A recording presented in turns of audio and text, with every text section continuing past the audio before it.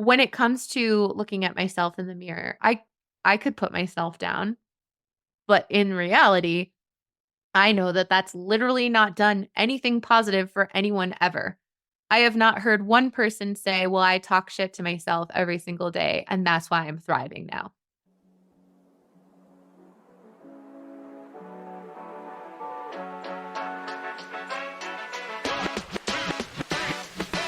Hey everyone, I'm Megs, and you're listening to the Mindful Megs Podcast, Organizing an ADHD Brain, where you will hear stories from me and others on how we organize both our brains and our lives while living with ADHD. We talk about how ADHD can be your superpower if you know how to harness it.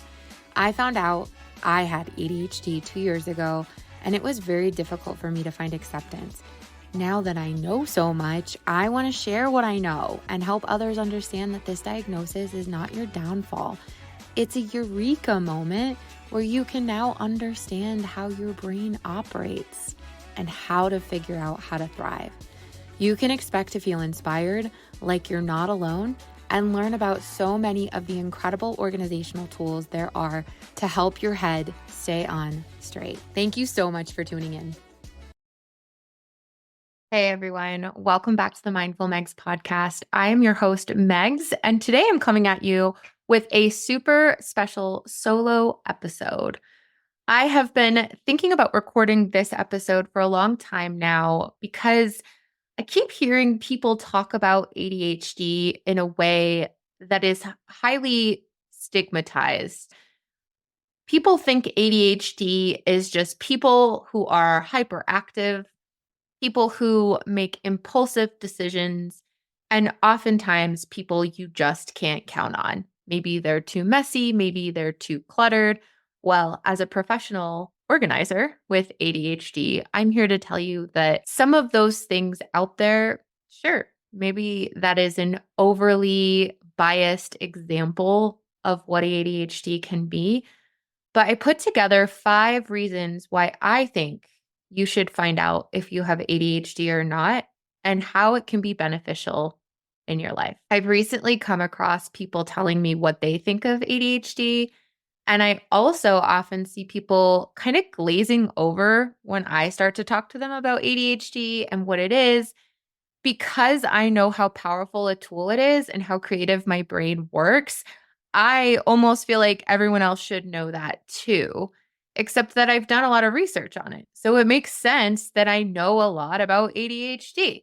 I'm not a medical professional and I'm not here pretending I am, but I want to give you some examples of why I think finding out ADHD in my own life has been so incredibly powerful. I want to start with a pretty common reason why people don't find out. And that's because they think they need to go through a doctor to get a diagnosis to find out if they should take medicine or not. A lot of people avoid it and say, I'm not going to take medicine because I just don't feel like I need it, or maybe they've heard certain things about it. And I'm not here to tell you that medicine is good or bad, but I am here to tell you that getting a diagnosis is not just about taking medicine. I mean, think about it. If you get a cold and you're, I don't know, diagnosed with a cold, do you get diagnosed with a cold? Probably not. But if you were to have a cold, you might take medicine, but you also might seek out some other natural remedies that could work for you. Maybe you sleep with an onion in your room and that works really well to take all the cold symptoms away. I haven't tried it yet, but I really want to try it. So, number 5, this is the reason why you should find out if you have ADHD or not. 100 other ways you can find ease with which to live your life when you know how your ADHD brain works. And so a really good example of that is some people take supplements.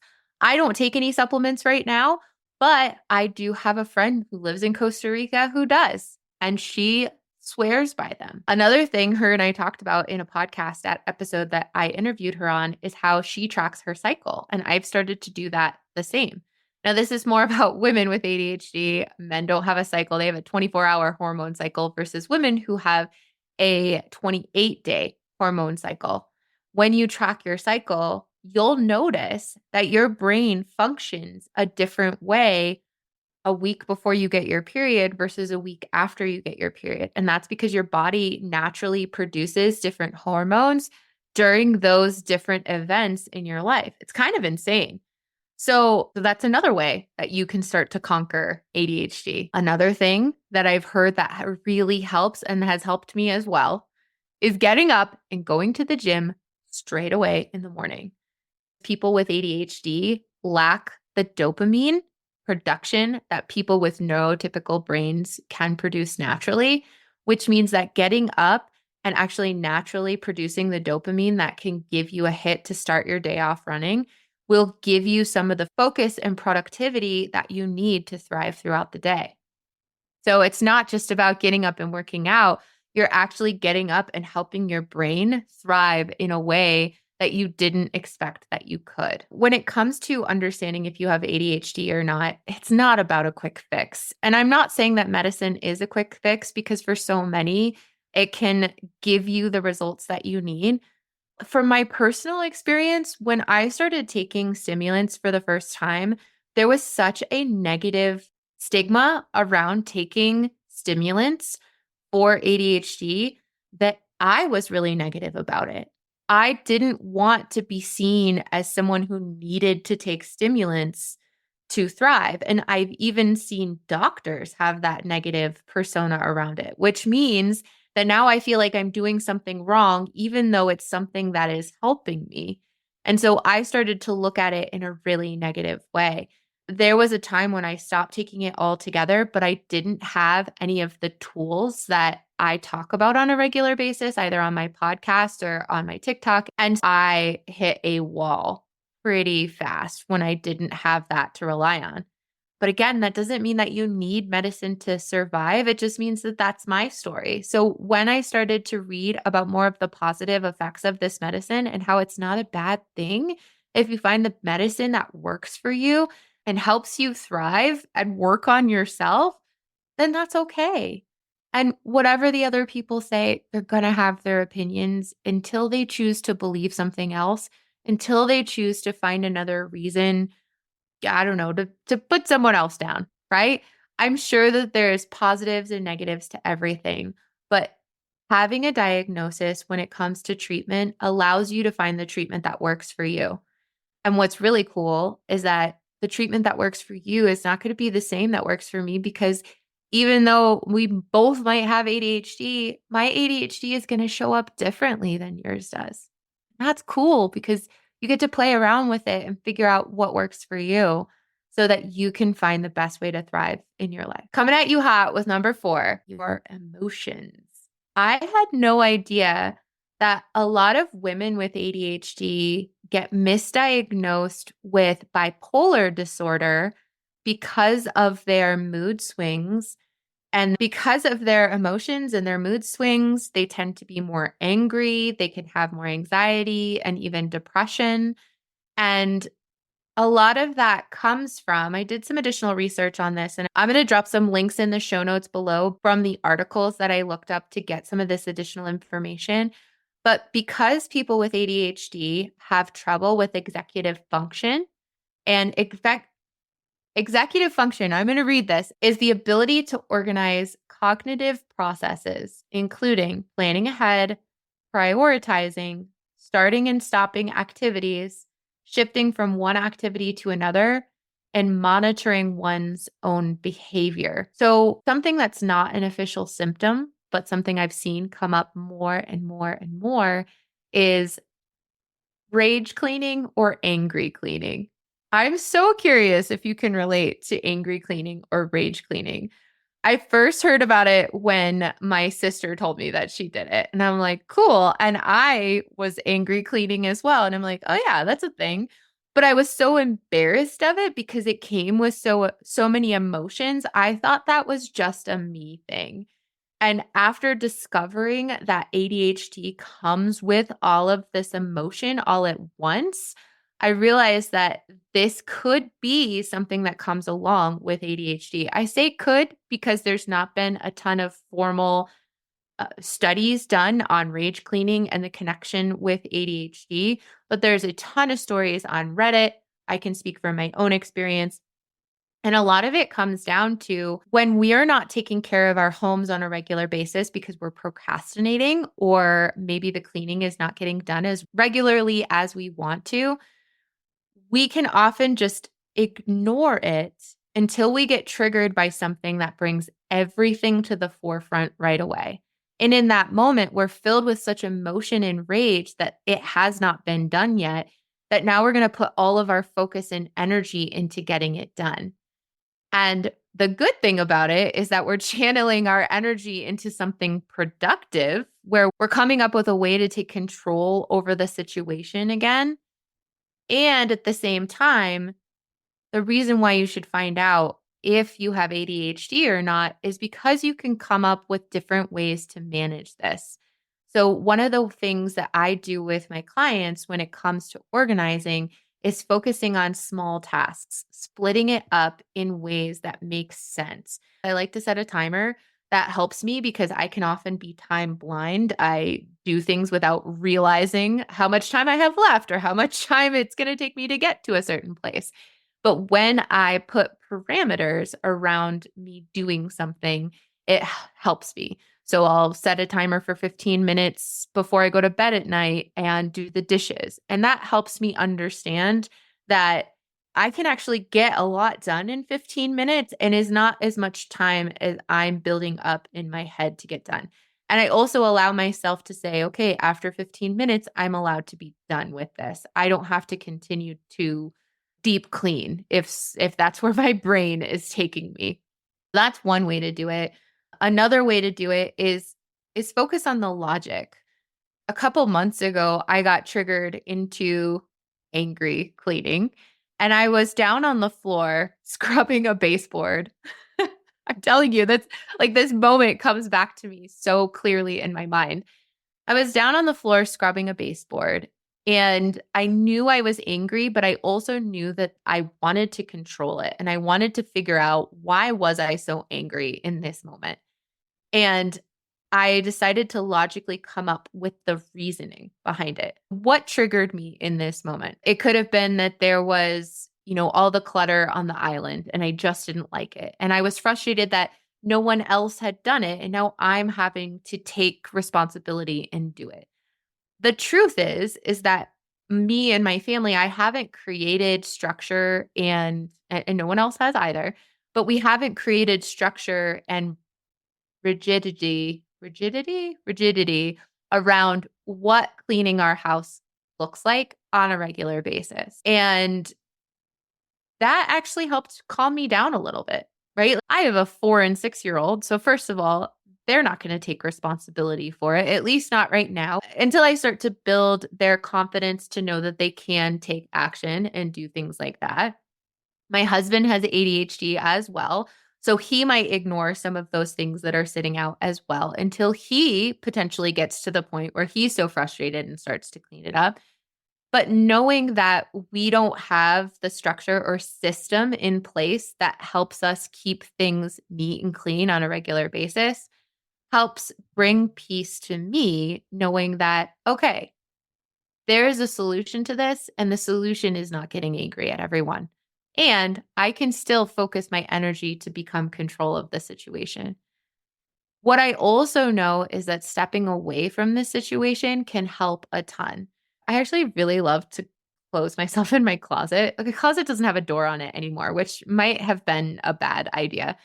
But when I go in my closet and sit down and just allow myself some peace to sit with what's going through me for a second and remind myself that I'm in a safe place and that it is okay that things aren't clean all the time, it helps. And so I say that this is a very important thing to know if you have ADHD or not, is because your brain is working in a specific way, not to bring you down, but it wants to regain control of the situation. And when you know that you have ADHD and you have trouble with executive function, it's not an excuse, but it's an awareness that allows you to create systems that work for you. So for me, when it comes to cleaning, organizing my life in a way that I have less helps me so much more.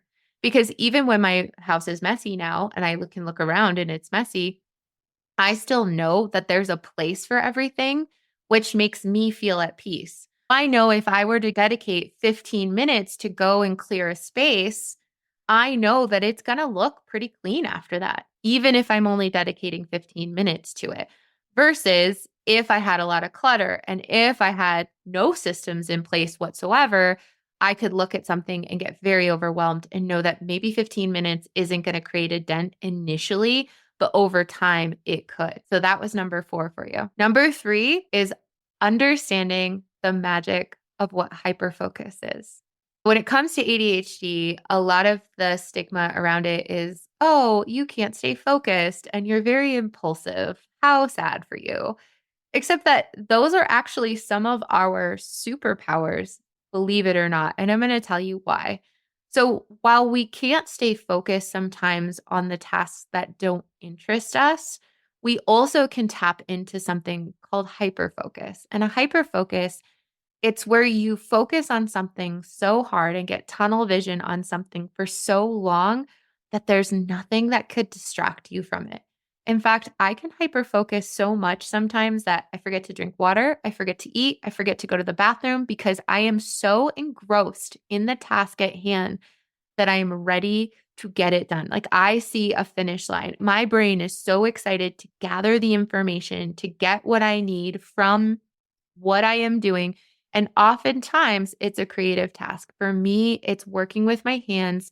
It's creating something that could be visually appealing, which is also why I love organizing. But it also could be something that I'm super interested in researching. For example, ADHD. I love learning more. I read books.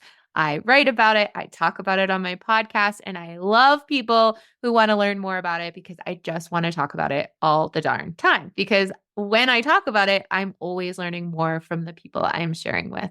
So hyper focus, it can also be hard to trigger. I know that I can hyper focus when I am super excited about something. So for example, the other couple Sundays ago, I edited my podcast episode in the morning. Sunday is my podcast episode editing day. And I did it in the morning, which I don't normally do. Oftentimes I can wait until the evening. But because I did it in the morning, my husband had suggested earlier on in the week that we do something to our wall in our bedroom. And I have trouble sometimes prioritizing things. When it comes to priorities, I get excited about a lot of things. So when he had originally suggested it, I said, "Ooh, that sounds like so much fun, but I have other priorities and I have to make sure that those get done first." And I remind myself of my priorities on a regular basis. But when it came to that project, my priority was done for the day, which meant that I could actually focus and hyper focus on this particular activity. Now, it's not as if I go into it and say, today I'm going to hyper focus, right? But I knew that I was going to do this and I was going to do it for a good amount of time.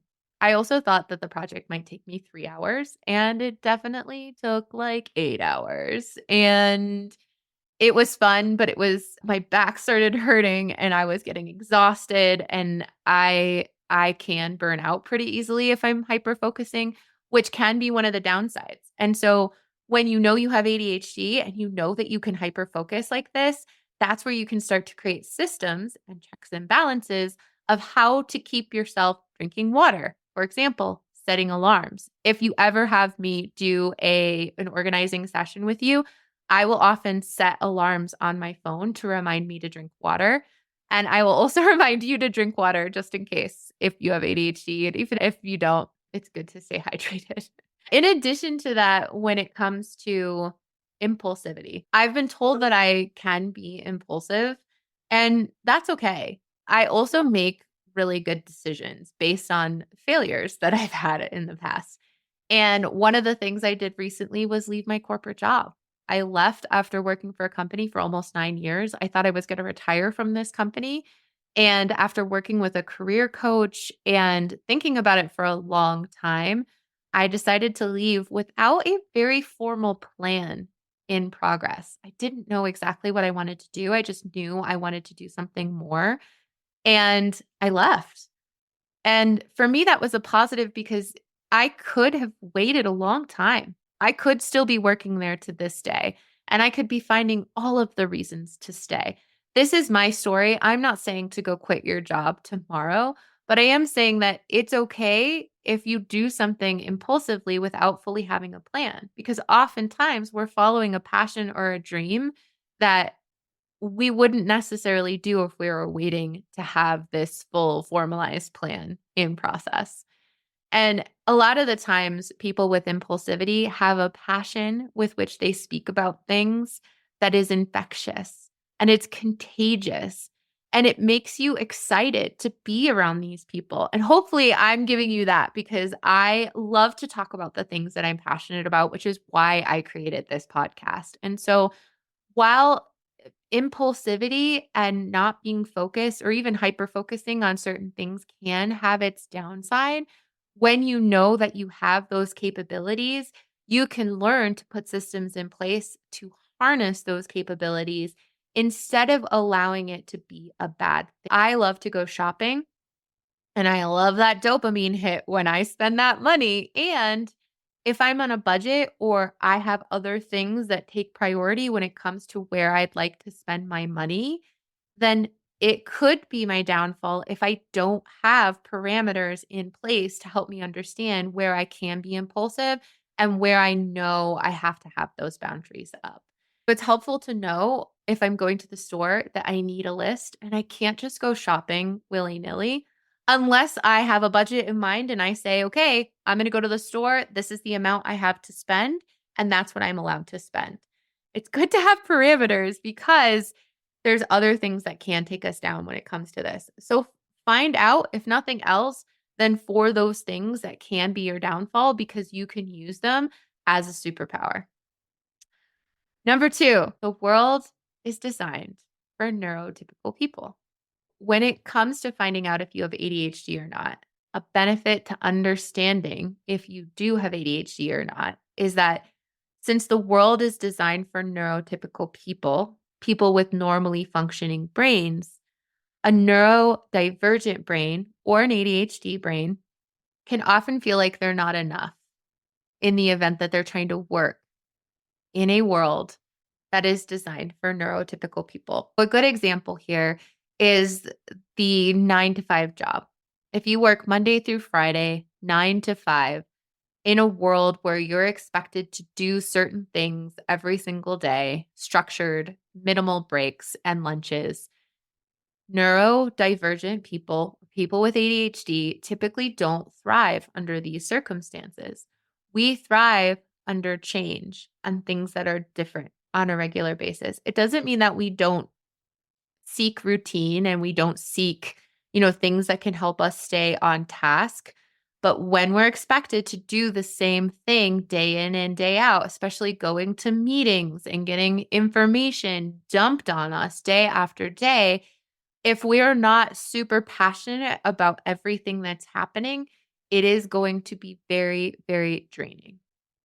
In addition to that, when it comes to the workplace or even social calendars with your kids, you want to do all of these things here and there, and you want to dedicate yourself. And if you're, I know for me, I think it's ambivergent where I can be introverted and I can be extroverted. It just kind of depends on the day and it depends on what I'm going through. I love being around people and I love talking with them. But I've also found when I have people over at my house and I haven't given myself enough time to power up, I will escape to my bedroom just to take a deep breath and to give myself the energy that I need to make it through the night. So that has been an interesting realization for me because I didn't ever realize that that was a thing. I just thought I had to work harder. And something I'm not going to get into too much today, but it also comes from masking. A lot of the times we feel like we need to be on to people please the people around us and to be there to be energetic and excited about so much, but that can be draining and exhausted. So just because the world is designed for neurotypical people doesn't mean that your ADHD brain can't thrive. And one way to be able to do that is by finding ways to help. Noise canceling headphones, for example, are so incredibly strategic in your well-being, in your mindfulness, in being with yourself and not getting distracted by so many of the things that are going on around you.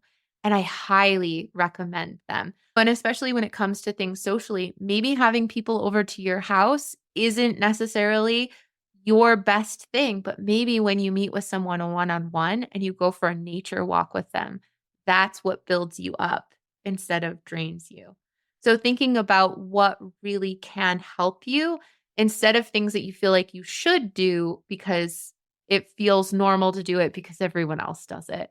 Right? So you can start to recognize and question the things that you've always done that don't necessarily bring you joy, and you can start to figure out what does bring you joy, and you're allowed to cater to yourself and your brain based on what it needs and what it's telling you. All right. The number one reason why I think that you should go find out if you have ADHD or not is because I want you to know, and I needed to hear this too, is that you're not broken. Nothing's broken. You're just different. And if you're anything like me, as I was growing up, I wanted to fit in so much.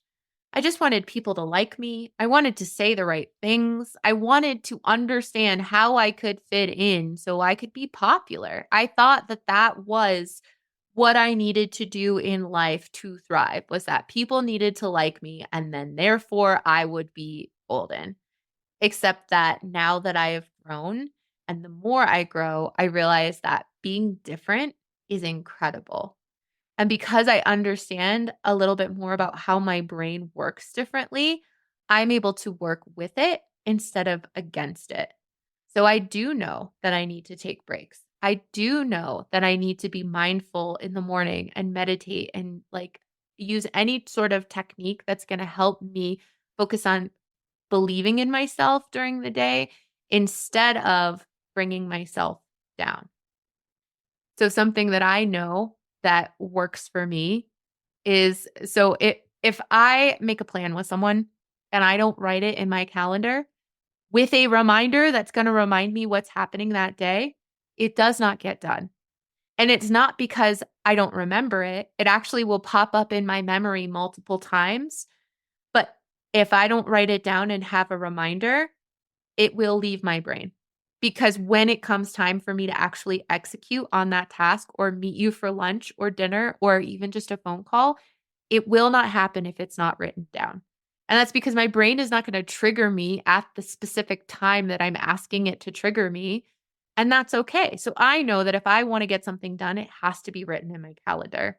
I also know that if I don't have it written in my calendar to do at a specific time, so for example, birthdays, I know that if I write that it's someone's birthday and if I don't wish them a happy birthday right away when I see it, I might remember 5 times throughout the day and say, "Oh my gosh, I need to remember to do that." But if I don't set a reminder to actually do it, it won't get done. And it's not because I don't have every intention of doing it. And so I'm not using that as an excuse. I'm using that as a reminder to myself that if I say, "Oh, I'll get it done," I also have to tell myself, like, if you're not writing it down, you will not remember to get it done, Megan. And so freaking do it. Write it down. Put a reminder in your phone. Use anything that's going to help you remind you of the tasks that need to happen. Executive function is not our best skill, which means that we need other tools to help us.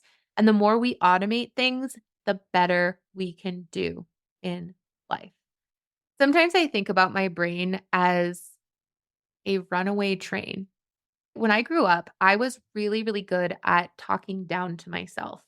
And I was inward with my feelings a lot. I just remember being alone a lot with my feelings, whether I was in my room or up in my upper field singing or doing whatever I did as a kid.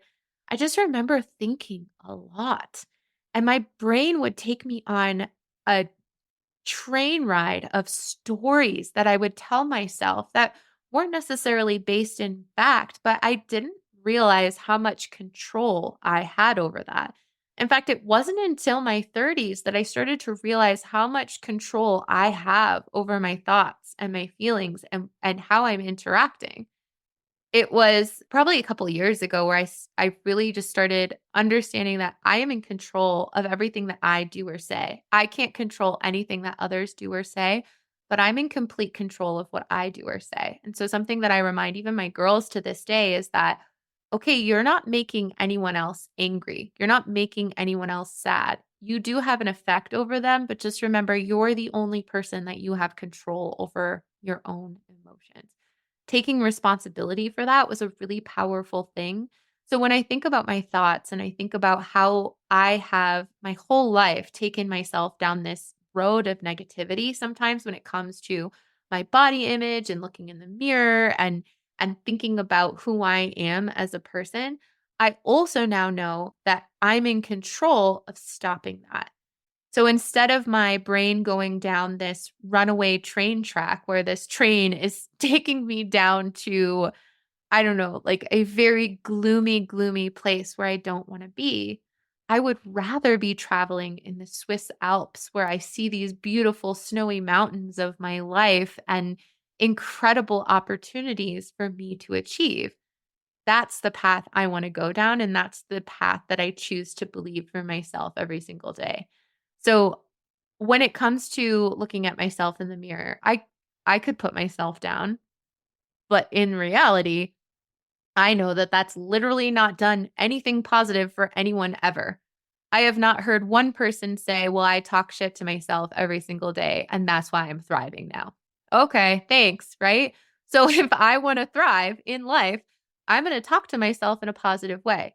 And the more I do it, the more I can practice doing it, especially when I'm in a negative space. Because it's oftentimes when we're in those more negative spaces that it's harder for us to do the things that we know are positive for our brains and for ourselves and for our lives.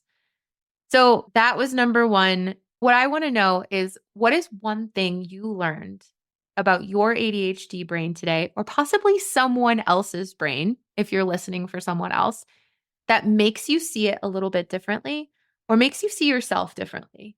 I'm so curious and I would love for you to share your thoughts. All my contact information is in the show notes below, as it always is.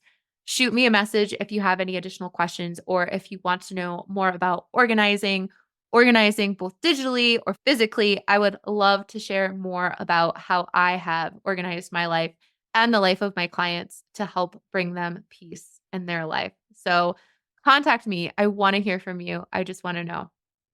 Thank you so much for today. I'm so excited to share this journey with you. As I learn more, I'm going to continue to share more with you because just because someone's done this before and learned about this and talked about it doesn't mean that everyone else knows. The more we talk about this in a positive light and the more we put it out there for people to consume how incredible ADHD and neurodivergent brains in general can be, we can start to understand each other in a different lens. Just as neurotypical people bring beautifulness to the world, so do neurodivergent people. And the more we can understand how our brains can work together in synchronicity and the diversity that we bring to the table, the better we can thrive. I know I say that a lot, but I mean, life is about thriving, not surviving, right? And so why not bring more positivity to your life? Thank you so much for listening today, and I will talk to you soon. Oh, and before I forget, I put together a little template for myself. It's a PDF download for my daily to-do list. I only list 6 things on it a day. I know that sounds like so little, but if you're anything like me, that you make a ton of lists that never get checked off, and then next day you're making a list that's 30 things long and you can't seem to get it done, try this out. At the top, it's priorities, and then you list the things that you need to do with your priorities. Then you add it to your Google Calendar or something that's going to remind you. It has helped me so much. And then I'm constantly evolving it so that I can share and see how it helps people. And of course, share how it's helped me. I think no matter what, you can take a look at it and see if it's something that can elevate your life, even if you don't take it exactly how I do it, which is cool. So I'll drop the link for that below. It's always on my link tree, which I have down below in the show notes. And I've included a link to Remedy Bath Skincare below. This is owned and operated by one of my favorite people who has been in business for a couple years now. And I have been using her CBD bath bombs for years, and they're so incredible. I've never had a bath bomb that smells or works better than this, and CBD is just an extra pressure taker offer, if those are the words you want to use. Check it out below. I also included my link. It's Meg Bathco, and you can save 10% off of your order. Another way you can support the podcast is by using my link if you want to try out HelloFresh. It's an amazing way to automate your grocery shopping and try new foods. It takes so much of the thinking out of planning for the week.